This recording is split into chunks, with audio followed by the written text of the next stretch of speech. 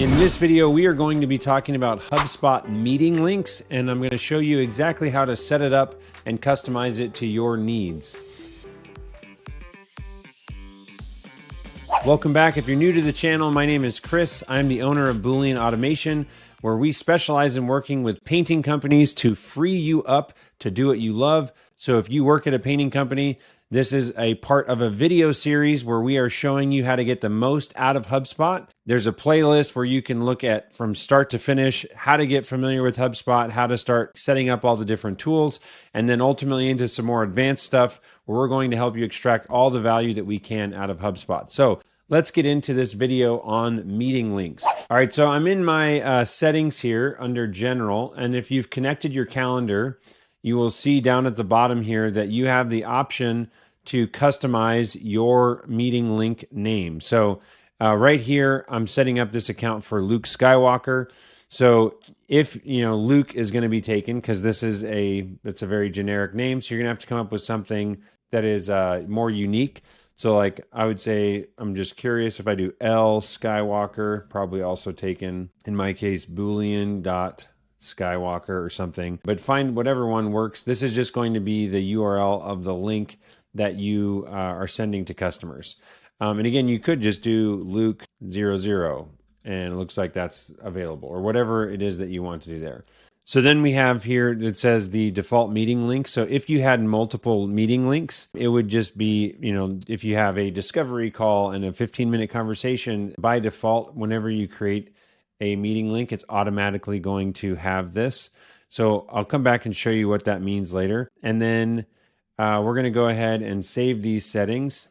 Now, if I go over to sales, the tab here, and then go to meetings, this is where I get to set up and customize the links even further. So by default, everybody, you're going to have this one created. I could create a new scheduling page. And I could, I'm going to show you how to set up the one-to-one use, but you could have it where there's a group where someone could book with you and another sales rep. But in this case, we're just going to do the one-to-one. And then we're going to call this the internal name would be like a 15-minute client call. And this is not going to be seen by the customer.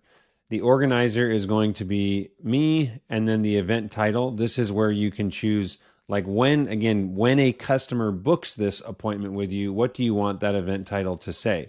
So I could say one-on-one, and then right here, you can take the contact token, so whoever books it with you.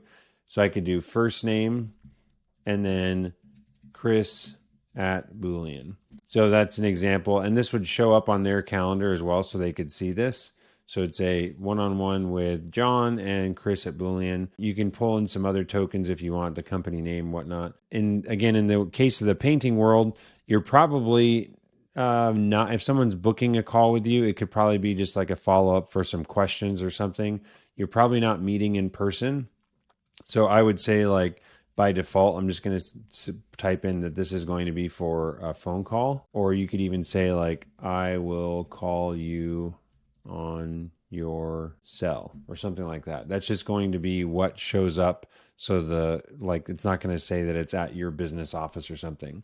And then this is, do you want to allow a cancellation or reschedule link? I'm a big fan of that. And then this would just be, you're going to put in that I will call you at this time on your cell. This is to discuss your painting project. And then the meeting type, this could be a sales follow-up, again, depending on how you're planning to use this. So I'm going to say that this is a sales follow-up call or meeting, and look at the rest of that. That looks good. So then I'm going to click next.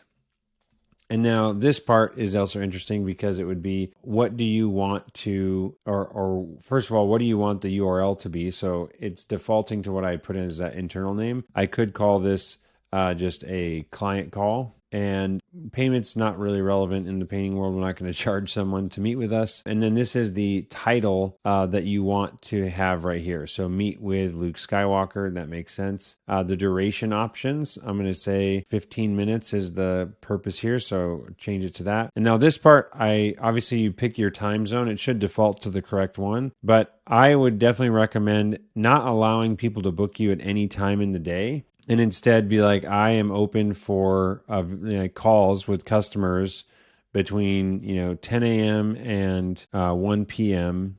Pick whatever time you want. 10 a.m. to 1 p.m. on Tuesdays. Actually, let's say because of lunch, I'm going to say till 12.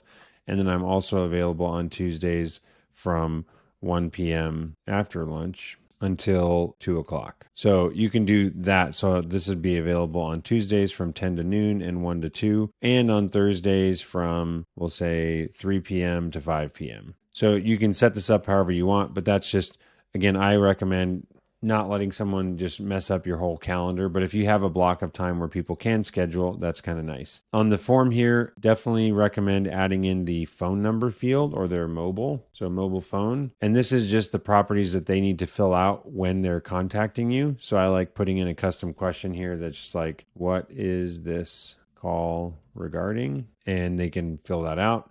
And then I would probably say you don't need the CAPTCHA unless you start getting spam. You can come back and turn that on later. And then if you want, you can turn on this GDPR thing. I don't think that it's super necessary, but again, they're booking with you. It doesn't hurt to have it on. So you can do that if you want. And then the last little thing down here is pre-populate fields with known values. I think this is nice because if a customer has signed up on your website, HubSpot has the ability to autofill that for them. And then it's saying, if we already know all the fields, do you want us to auto submit it? I'm going to say no, but that is just another option there. Then the confirmation page, I would say the default one is fine. You could redirect to your website if you want, but that is all that there is there. So we're going to go ahead and click next. And then do you want to send a confirmation email to the customer? I like that. It's nice to just confirm that it worked. And you can also do a pre-meeting reminder. So an hour before the meeting or 24 hours before, or you could do multiple where you say an hour before and then 1 day before. So 1 day before, it will remind them, and then, we'll say 30 minutes before, it's like, hey, we have a call with Chris. And then include the invite description in the reminder email. So if we take a look, here's the preview, friendly reminder. This is what we're going to be talking about. That looks great. And I can create that scheduling page. So now you have this 15-minute client call link as well as the default one. So you can create multiple of these. So if you ever have used a tool like Calendly for letting people book you, this is a great internal way to utilize this inside of HubSpot. By the way, if this was valuable, go ahead, like the video. We're going to dive into more of these little unique things as we're setting up the account. So stay tuned to the next video. Thanks so much for watching. This is Chris with Boolean, where we free you up to do what you love.